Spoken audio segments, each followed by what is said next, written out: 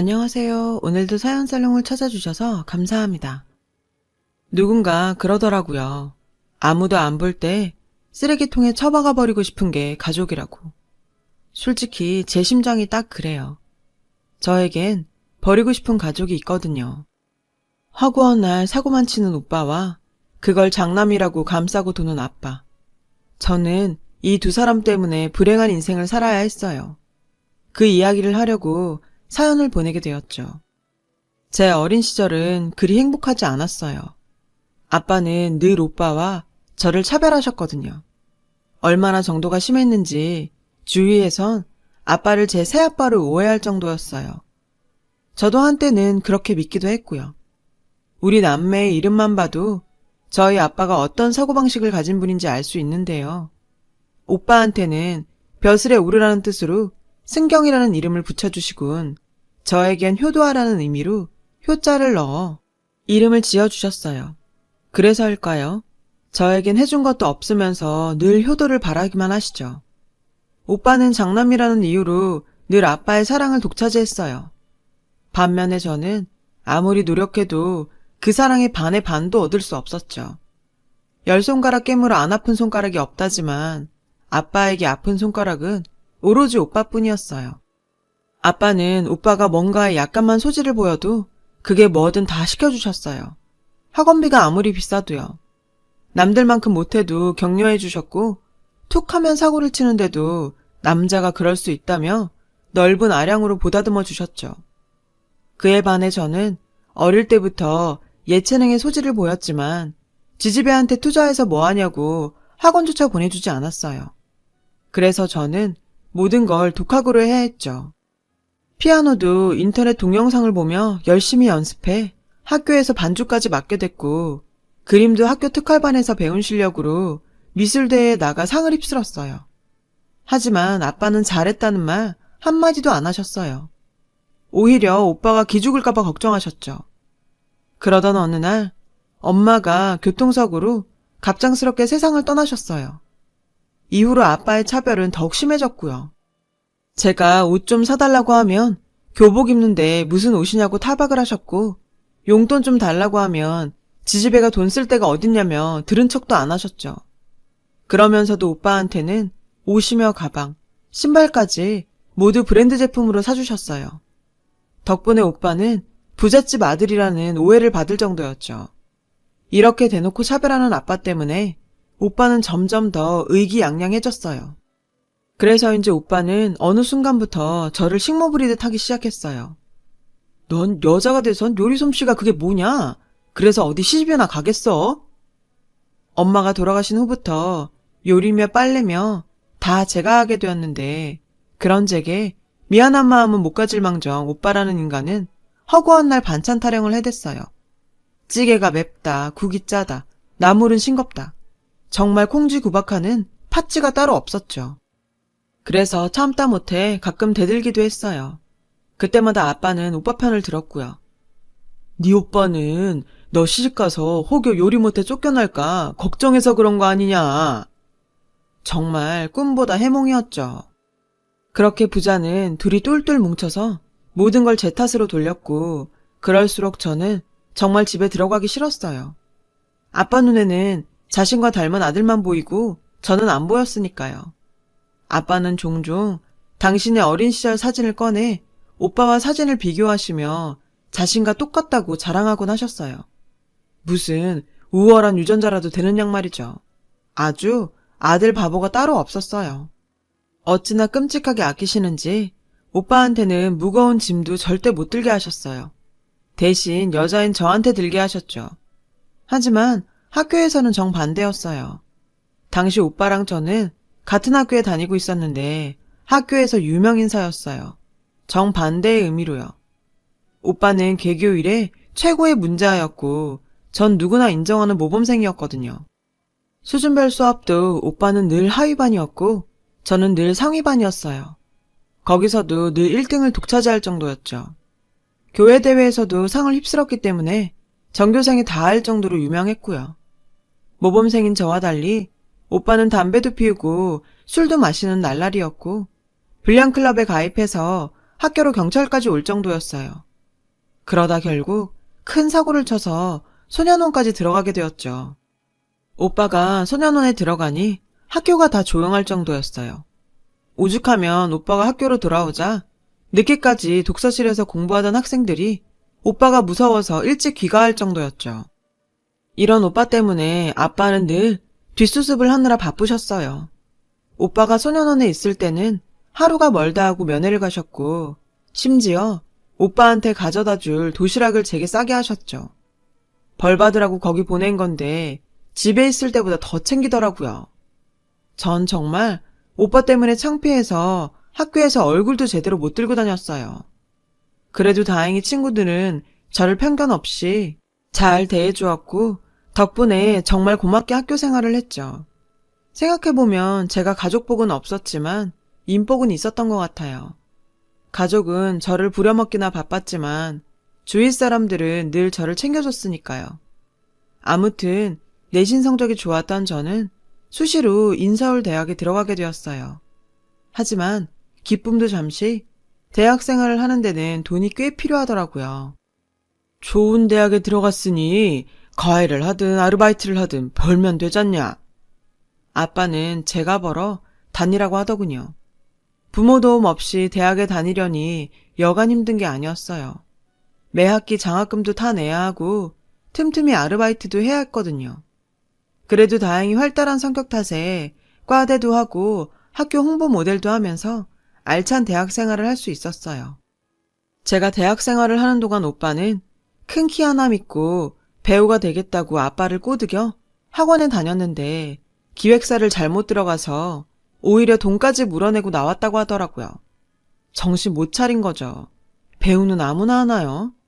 그런데도 아빠는 그런 오빠를 뒷바라지한다고 밤에 대리운전까지 하셨어요. 제 전공이 뭔지도 모를 정도로 제겐 관심도 없으면서 말이에요. 이런 상황이 지긋지긋해서 저는 일찍부터 독립을 해야겠다는 생각을 해왔어요. 그런 의미에서 결혼은 좋은 핑계였어요. 그래서 저는 일부러 결혼을 일찍 했어요. 물론 가장 큰 이유는 남편을 사랑했기 때문이지만 하루빨리 친정으로부터 벗어나고 싶다는 마음도 컸어요. 그런데 막상 제가 결혼을 한다니까 그동안 저한테 관심도 없던 아빠는 제 남편의 직업을 듣고는 못마땅하시다며 결혼을 반대했어요.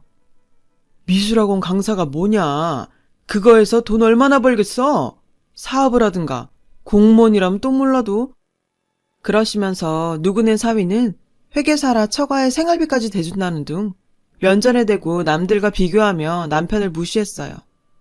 당신 아들한테는 한없이 관대한 분이 사위감한테는 그렇게 깐깐할 수가 없었죠. 그런데도 남편은 얼굴 한번 안 찡그리고 허허 웃으며 말했어요. 아버님, 그래도 제가 따님을 행복하게 해줄 자신은 있습니다. 솔직히 시댁 형편도 어렵고 남편의 벌이도 변변치 않았지만 그날 끝까지 아빠의 비위를 맞춰주는 남편의 인품에 반해서 저는 결혼을 결심했어요. 우리 집 남자들하고는 너무 달랐거든요. 그때였어요. 야, 내 친구들 좀 데려가도 되지? 오빠는 동생 결혼식에 축의금은커녕 소년원에서 알게 된 친구 30명을 데려와 공짜로 밥을 먹이겠다지 뭐예요. 그리고는 결혼하더라도 생활비를 계속 대줘야 한다며 억지를 쓰더라고요. 정말 결혼하는 순간까지도 제 등골을 빼먹으려는 오빠를 보곤 할 말을 잃었어요.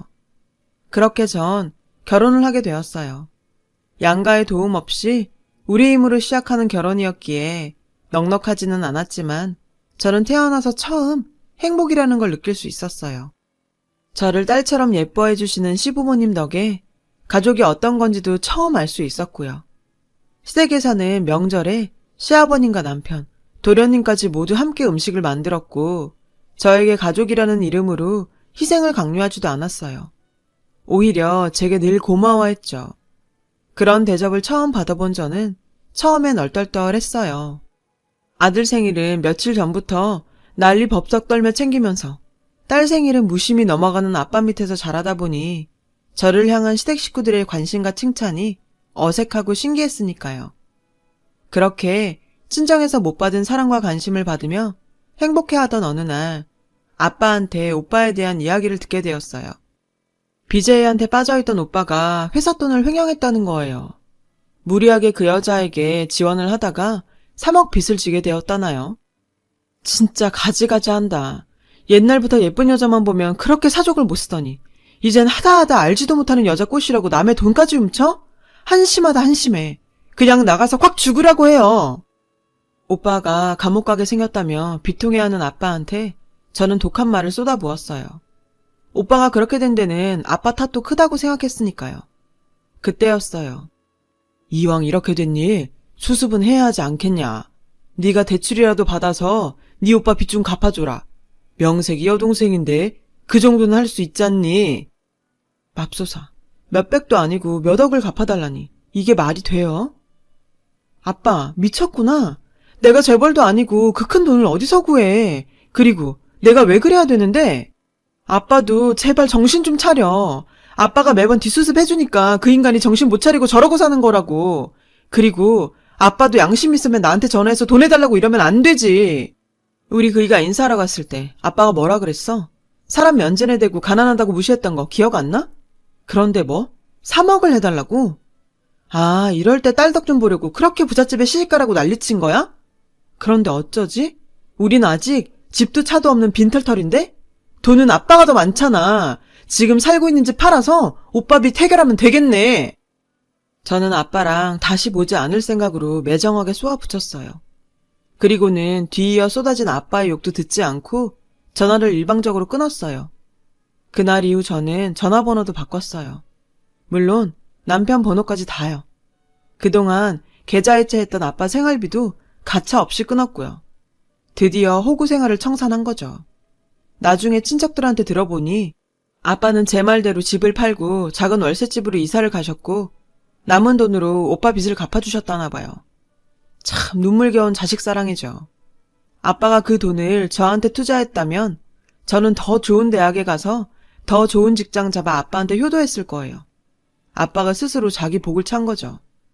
아무튼 그렇게 몇 년의 세월이 흘렀어요. 그 사이 저는 예쁜 딸을 낳았고 남편은 학원 강사까지 그만두고 그동안 꿈꿔오던 캐릭터 사업을 시작했죠. 처음 얼마 동안은 수입이 없어서 제가 뒷바라지를 해야 했지만 1년쯤 지나 투자자가 나서서 기사 회생을 했죠. 하지만 투자를 받았다고 해서 다 끝난 게 아니더라고요. 남편 회사가 워낙 작은 회사다 보니 제대로 홍보가 안 돼서 제품이 출시된 사실을 아무도 몰랐다는 게 문제였죠. 안 되겠다 싶어서 저는 유명 백화점을 돌며 남편 회사에서 만든 제품을 직접 홍보하기 시작했어요. 이후 인스타, 트위터, 페북에 블로그까지 개설해 남편 회사 캐릭터를 홍보했죠. 하지만 노력한 거에 비해 성과는 거의 미미하다시피 했어요. 그러다 결국 투자금까지 뱉어내야 하는 상황까지 이르게 됐죠. 그런데 사람이 죽으란 법은 없더라고요. 코엑스에서 하는 행사에 참여했다가 생각지도 못한 귀인을 만나게 된 거예요. 똑소리 나게 살림 잘하기로 소문난 유명 배우가 글쎄 남편 회사 제품을 싹쓸이 하다시피 사갔지 뭐예요. 지인들 선물로 준다나요? 암튼 얼마 뒤 그분이 출연 중인 예능 프로그램에 그날 구입해간 저희 제품이 노출이 됐고 그 바람에 포털 사이트에 실시간 검색어에 오르내리면서 엄청난 반응을 얻게 된 거예요. 쏟아지는 주문 공세에 그야말로 하루아침에 대박을 치게 된 거죠. 그렇게 그 배우 덕에 저희 남편 회사 제품은 홈쇼핑까지 진출할 수 있었어요. 상황이 그렇게 되고 보니 뒤늦게 예전에 제가 올렸던 블로그며 인스타까지 덩달아 역주행을 하게 되었고 그 바람에 판매량은 더 늘어갔어요. 그렇게 호되게 돈벼락을 맞자 사는 맛이 나더라고요. 왼수 같은 아빠와 오빠가 찾아오기 전까지는요. 이사간 저희 집 주소를 어떻게 알았는지 불쑥 찾아왔더라고요. 하필 딸 앞이라서 돌려보내지도 못하고 집으로 들였죠. 그랬더니 들어오자마자 그동안 우리 사이에 아무 일도 없었다는 듯 제 딸을 보고 예쁘다는 둥, 용돈을 준다는 둥 호들갑을 떨더라고요. 저는 남편과 딸을 내보내고 얘기를 시작했어요. 우리 안 보고 살기로 한 거 아니었나? 무슨 바람이 불어서 날 찾아왔어? 전보다 주름이 깊고 헬쓱해진 아빠의 얼굴이 마음에 걸렸지만 그렇다고 순순히 받아줄 수는 없었어요. 제가 약한 모습을 보였다가는 또다시 호구로 잡힐 수도 있겠다는 불길한 예감이 들었거든요. 칼바람처럼 차가운 제 태도에 두 부자는 당황한 기색이었죠. 부자는 서로 눈빛을 주고받더니 갑자기 제 앞에 무릎을 꿇더군요. 내가 다 잘못했다. 나 혼자 애 둘을 키우려니 정신이 없어서 딸내미한테 신경도 못 썼구나. 이 못난 애비를 용서해라. 저는 예상치 못한 전개에 당황했어요.